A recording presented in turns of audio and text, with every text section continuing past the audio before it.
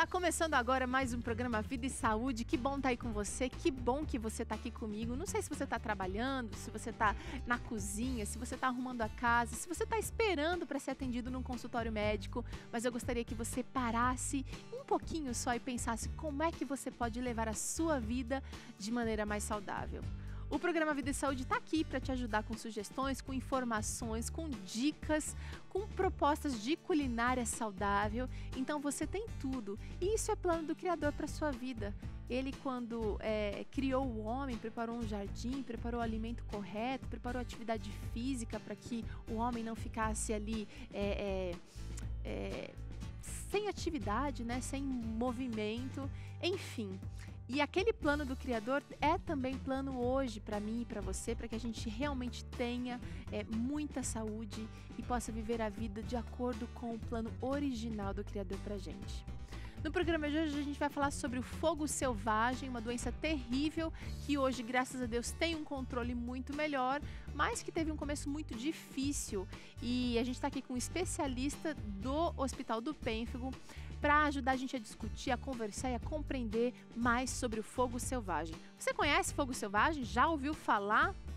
Bom, é aqui no Vida e Saúde que a gente vai conversar sobre esse assunto. Bom, mas antes de falar sobre todos esses assuntos, a gente gosta de sempre começar o programa Vida e Saúde falando um trechinho, uma frase de inspiração. E hoje eu tirei o texto do livro Beneficência Social, de Ellen White. E lá na página 41 ela diz o seguinte: o prazer de fazer o bem aos outros confere aos sentimentos calor que atravessa os nervos, aviva a circulação do sangue e promove saúde mental e física. Ellen White descreveu aqui uma sensação que eu e você já sentimos, pelo menos alguma vez na vida, quando a gente fez o bem para alguém. Quando a gente socorreu alguém em necessidade, quando a gente foi ajudar alguém que precisava muito. E aquela sensação de bem-estar, aquela sensação de que você, na verdade, foi o maior ajudado ou o maior beneficiado naquele momento, está acontecendo de maneira até fisiológica, atravessando os nervos, atravessando a mente. Então eu queria desafiar você que de repente esteja passando por um momento difícil, um momento de tribulação na sua vida, que você pare tudo e vá em socorro de alguém. Socorra, ajude de maneira prática alguém. E aí, de repente, os seus problemas vão tomar uma outra dimensão menor, ou a sua mente vai estar melhor preparada para que você enfrente os desafios da sua vida com mais propriedade, com mais resistência, com mais perseverança. Tá aí a inspiração, a dica, a conversa do dia. Eu quero mostrar para você a receita de hoje. É uma receita super simples, suco, na verdade, vitamina rica em potássio. Você vai usar o seguinte para fazer essa vitamina: damasco, ameixa seca, vou usar também espinafre, meia xícara de vinagre, vou usar também lecitina de soja, suco de laranja e amêndoas. É a receita da vitamina de hoje, que vai também levar uma banana. Se você está interessado nessa receita e não pode anotar agora por qualquer motivo, pode acessar o blog novotempo.com/vida e saúde. E eu já vou entrar direto aqui no assunto de hoje com ele que é especialista, Dr. Gerson. Tudo bem, doutor? Bom, prazer estar aqui mais uma vez. É sempre muito agradável esse ambiente. Dr. Gerson Trevilato. Eu estou querendo falar Trivelato, mas Trevilato. Na verdade, a família, tem pedaço da família que é Trivelato, pedaço que é Trevilato. Eu estou querendo puxar para esse lado da família, então, doutor. Ele é dermatologista, veio lá do Hospital do Pênfigo, já trabalhou lá há algum tempo atrás, saiu, voltou, pelo jeito é paixão antiga, hein, doutor? Eu, na verdade, fiz a minha formação ali em Campo Grande, trabalhando dentro do hospital. Depois da especialização eu voltei e fiquei ali um tempo e estive 20 anos na Terra Gaúcha, tenho muita saudade, gosto muito do pessoal de lá. Carinho. Fiquei 20 anos na Clínica Adventista de Porto Alegre. Legal. E agora em 2012 voltamos para o Hospital do Pênfigo para continuar contribuindo ali com o grupo. Doutor, quando a gente fala de fogo selvagem, eu sou adventista do sétimo dia e eu me lembro muito bem de uma publicação muito famosa que trouxe assim luz sobre essa doença, mas assim, faz muitos anos que eu não ouço falar de fogo selvagem. E o Hospital do Pênfigo fez parte, foi pioneiro, assim, como uma instituição que realmente atendeu, acolheu e tratou desses pacientes com essas doenças, mas a gente foi para as ruas para saber quem é que sabe o que é fogo selvagem. Vamos dar uma olhada no que as pessoas disseram. Perfeito.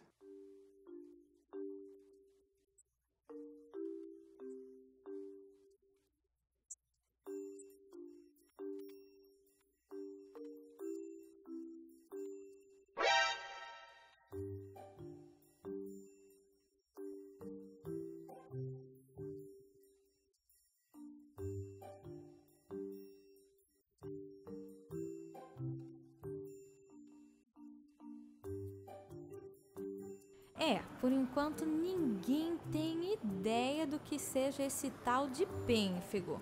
Mas em meio a essa multidão, nós vamos continuar tentando, viu? Mas agora com o nome popular, fogo selvagem, será que eles vão saber?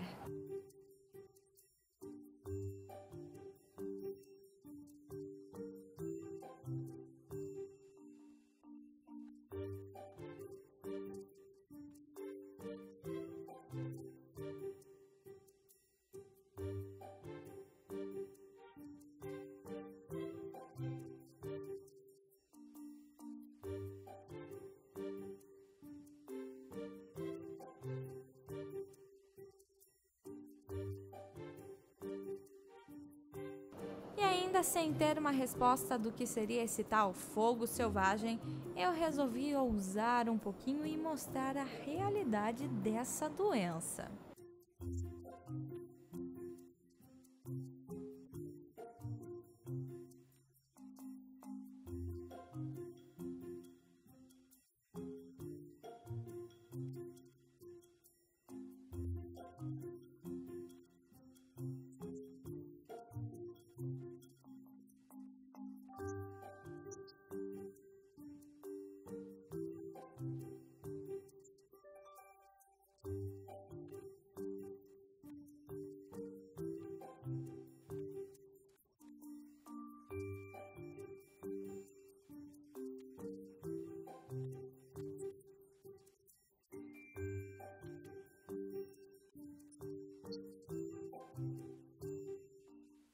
Rafa Martins, você também comprovou.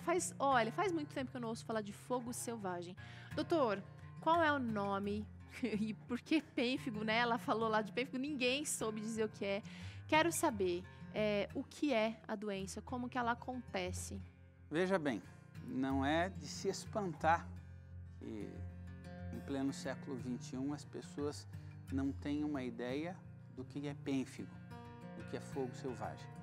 Essa é uma doença que acometeu muitos brasileiros e muitos paulistas na década de 40, na década de 30, até no final do século XIX existem casos descritos aqui em Franca, em São Paulo. Então, essa é uma doença que na época assustava muito as pessoas. Mas ela não é uma doença que está erradicada. Não, não está erradicada. Mas por que naquela época assustava tanto? Porque na época a taxa de mortalidade do pênfigo foliáceo, que é o nome científico, ou do fogo selvagem, era por volta de 91%. Uau! Então, era mais fatal do que qualquer tipo de câncer. Então, as pessoas tinham muito medo e a quantidade de pacientes era suficiente para que em 1940, o governo do estado de São Paulo tivesse fundado um hospital só para tratar de pênfigo. Atualmente, esse hospital ainda existe, só que mudou de nome, é o Hospital do Mandaqui. Ok. Além desse hospital aqui, em Ponta Porã, em 1937, chegou a ser construído um hospital para tratamento de pênfigo que acabou não sendo utilizado para pacientes de pênfigo em função de situações locais. Além disso, o Hospital Adventista do Pênfigo iniciou as suas atividades de maneira mais formal em maio de 49. Em 1952, em Goiânia, foi fundado também um Hospital do Pênfigo. Então, era uma doença, naquela época, muito assustadora. E um detalhe interessante, por que essa doença foi diminuindo a sua incidência? Porque, historicamente, a doença foi acompanhando o desmatamento. A primeira pessoa a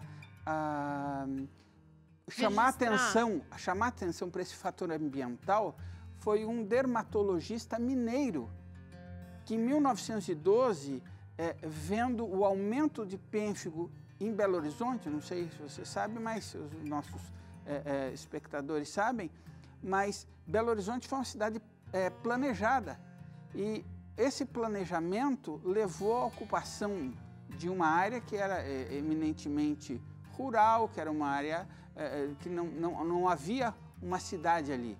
E 20 anos depois, começou a haver um grande número de pacientes de pênfigo ali. Então, esse pesquisador brasileiro, em 1912, já falou disso aí. Em 1950, aconteceu uma coisa parecida em Goiás. Olha só. Goiânia também é uma cidade planejada. E também ali, com desmatamento e tudo mais. E isso fez com que a doença fosse se deslocando dos centros populacionais à medida que o desmatamento ia andando. Década de 50, norte do Paraná e Goiás, e década de 60, Mato Grosso do Sul. Década de 80, tivemos bastante pacientes de Rondônia. Aliás, uma das coisas que me levou a acreditar que realmente o desmatamento tinha diminuído em Rondônia é que a gente diminuiu o número de pacientes de lá. Que legal, que legal do não desmatamento. Que legal que parou o desmatamento, né? Doutor, mas eu quero saber o seguinte, por que as pessoas, quando veem fotos ou registros do fogo selvagem, ficam tão aterrorizadas? A doença tem aquele aspecto de bolhas. Quais são as características da doença? Veja, então vamos entender o que é pênfigo. O termo pênfix vem do grego, significa bolha. Tá. Então, na medicina, qualquer coisa que tivesse bolha era chamada de pênfigo. Tanto é que a primeira descrição de pênfigo no Brasil data de 1730. Uma descrição feita por um francês em Paris, de um membro da academia francesa que veio ao Brasil e, voltando lá, desenvolveu uma doença bolhosa. Eles chamaram de pênfigo. Mas hoje, já avaliando a descrição que essa pessoa fez, você sabe que não era pênfigo. Mas naquela época, qualquer coisa que tivesse bolha era pênfigo. Então, as bolhas, então, do fogo selvagem acometem o corpo inteiro? Podem acometer o corpo inteiro, mas começam principalmente na área exposta. Tá. O pênfigo é mais uma das doenças que o sol atrapalha. O paciente de pênfigo tem lesões muito mais em área exposta. Então, o que acontece no pênfigo? Por um fator genético associado a um fator ambiental, que ainda é motivo de discussão, a pessoa passa a produzir anticorpos contra ele mesmo. É como se... Uma doença autoimune. É uma doença autoimune. Okay. É como se o organismo não reconhecesse mais algumas estruturas da pele. E que estruturas são essas? São as áreas que fazem a conexão entre as células. Então, a nossa pele, ela é estável, as células estão tudo juntinhas. Por quê? Porque tem alguma coisa segurando. Essas estruturas que fazem a junção entre as células da pele, elas são chamadas de desmossomas. Nome feio aí para os nossos telespectadores tomarem contato. E essas estruturas, elas deixam de ser reconhecidas e o organismo começa a fazer anticorpos contra isso. Ora, duas células que estavam presas uma na outra, ficando soltas, há chance de formar a bolha. Então, a pessoa leva uma injeção, pode surgir a bolha onde teve a injeção. A pessoa se coça, aonde ele coçou, pode surgir lesões. O sol, que é muito também agressivo. O sol, que agride, pode contribuir para o aparecimento disso. Então, o pênfigo, o aparecimento de bolhas, está relacionado ao anticorpo que o organismo produz contra essas estruturas da pele, deixando as células frouxas, soltas. Deve causar muita dor, e a gente sabe que existe mais de um tipo de doença do pênfigo, né? Existem várias doenças bolhosas que no princípio era tudo pênfigo, Aí começou a se distinguir o Vai pênfigo classificando. foliáceo, que é o que acomete só a pele, o pênfigo vulgar, que acomete a pele, acomete mucosa oral, genital, ocular, todas as mucosas.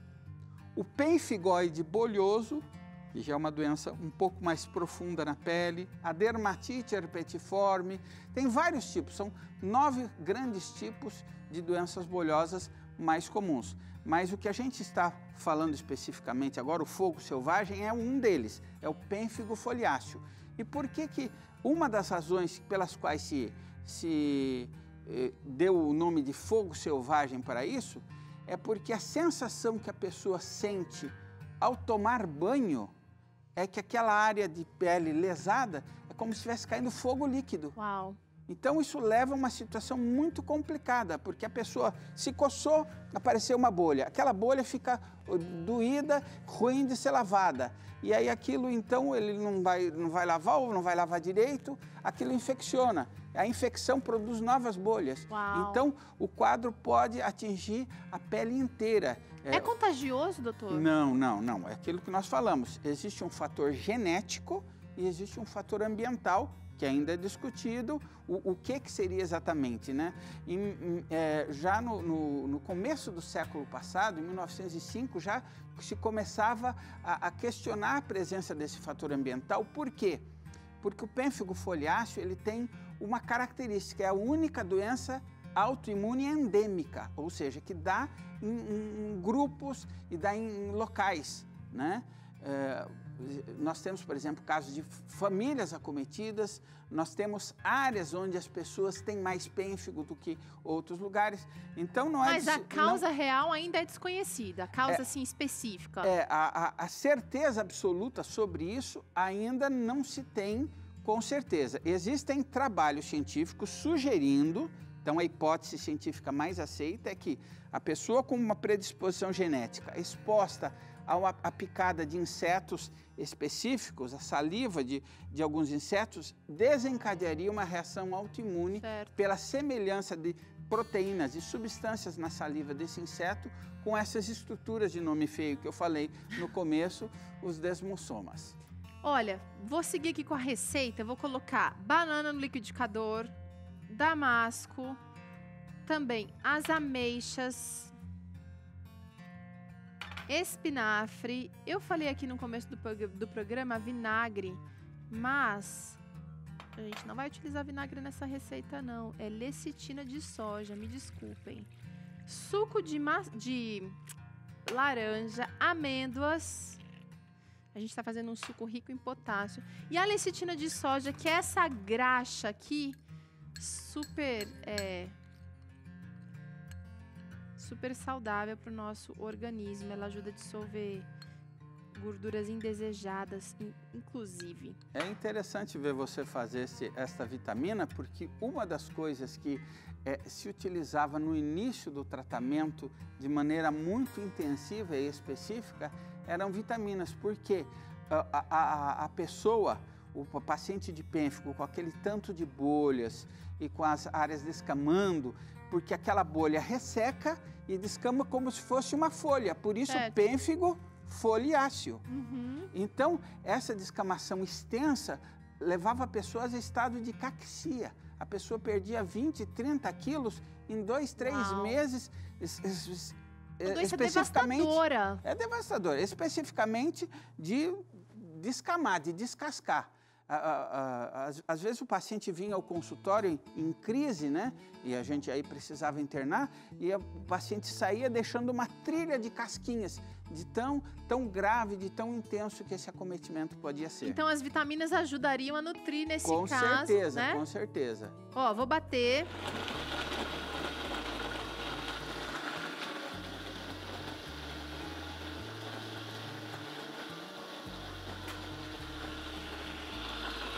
Vou triturar bastante aqui. Eu quero saber o seguinte, doutor. Como é que a gente consegue descobrir o fogo selvagem ainda no início? Veja, a pessoa que começa a ter lesões em área exposta, ou seja, áreas que a pessoa toma sol. Antebraços, pernas, pescoço, rosto. A pessoa que começa a ter lesões nessa área, com a presença de bolhas ou a presença de manchas vermelhas, algumas delas que ardem ou que coçam, precisa ser examinada por um dermatologista. A primeira etapa é exatamente isso, a presença de áreas avermelhadas que coçam ou que ardem quando expostas na higiene normal, no dia a dia. Como é que é feito o tratamento hoje, então? Como é que é feito esse controle, doutor? Então, em se tratando... Quanto tempo dura também o tratamento? Em se tratando de uma doença autoimune, a gente nunca diz que exista um tempo de tratamento, né? Um dos diferenciais do tratamento que o Hospital do Pênfigo sempre sugeriu aos seus pacientes é exatamente a adoção de uma dieta ovo-lacto-vegetariana. E a gente tem visto alguns casos de pacientes que ao longo do tratamento eles vai diminuindo a sua medicação e o paciente às vezes fica com medicações de manutenção em uma quantidade muito baixa. Corticoides? Corticoide, a gente utiliza sempre o corticoide na fase aguda, o corticosteroide, para tirar o paciente da crise. Tá. E aí imediatamente a gente começa a utilizar medicações poupadoras do corticosteroide.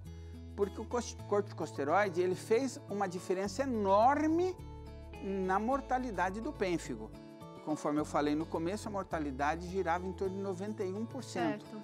Hoje a mortalidade nos centros mais especializados, onde que recebem pacientes de maior gravidade, gira de 14% a 20%. Tá. Então isso deu uma diminuição absolutamente grande.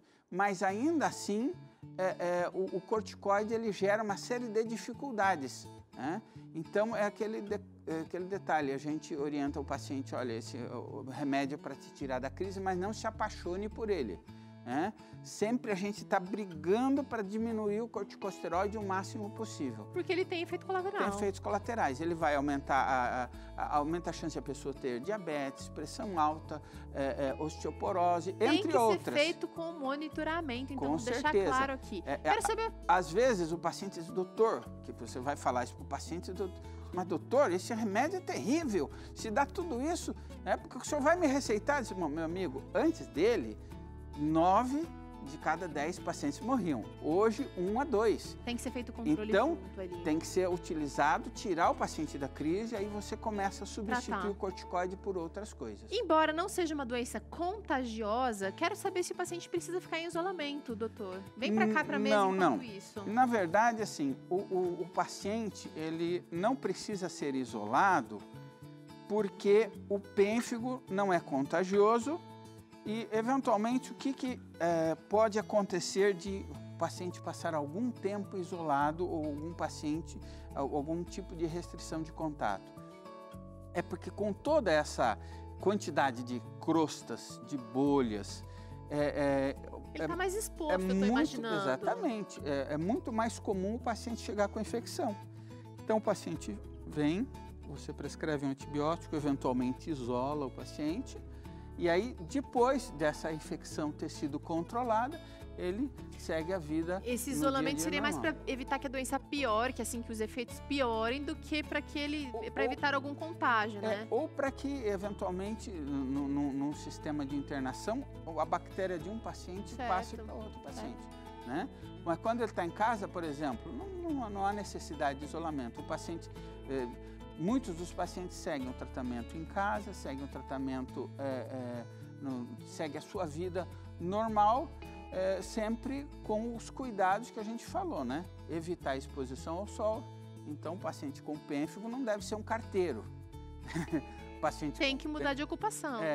Tem que pode trabalhar na lavoura. Pode trabalhar na lavoura. E esse é um outro problema. Uma grande porcentagem dos pacientes de pênfigo atua como trabalhador rural, então isso muitas vezes gera uma dificuldade, né? Mas ao longo do tempo, com o tratamento, o paciente consegue ir recuperando uma vida normal. Olha, a gente está falando aqui no Vida e Saúde hoje. Pode provar, doutor, o suco? Acabei de provar, tá uma delícia. ameixa, damasco, laranja, banana, espinafre, suco rico em potássio. Tem até lecitina de soja aqui. Vitamina, perdão, né?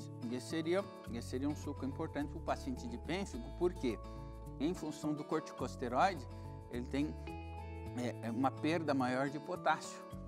E ele não infrequentemente precisa ser reposto. Então, a questão da alimentação, alimentação correta, alimentação adequada, ela está muito associada a uma evolução positiva. É aquele detalhe, nós temos hoje pacientes que estão sem tomar remédio nenhum já há mais de 10 anos, né? Mas isso não acontece com todos os pacientes. É um controle a partir daquele... É a mudança de hábitos de vida, os pacientes que eram da área rural... Mudança de ocupação passaram também, para outras ocupações, mudou o estilo de vida, mudou a alimentação. Então, é possível controlar o pênfigo? Hoje sim, com certeza. Isso, e aí é um outro detalhe interessante. Com a difusão dos conhecimentos dermatológicos, hoje em dia nós temos centros de excelência aqui em São Paulo, no Rio, Curitiba, Rio Grande do Sul, que fazem o tratamento do pênfigo. Certo. Então, a gente chama de centros de estudos de doenças bolhosas, não só do pênfigo foliáceo, mas de todas as doenças bolhosas.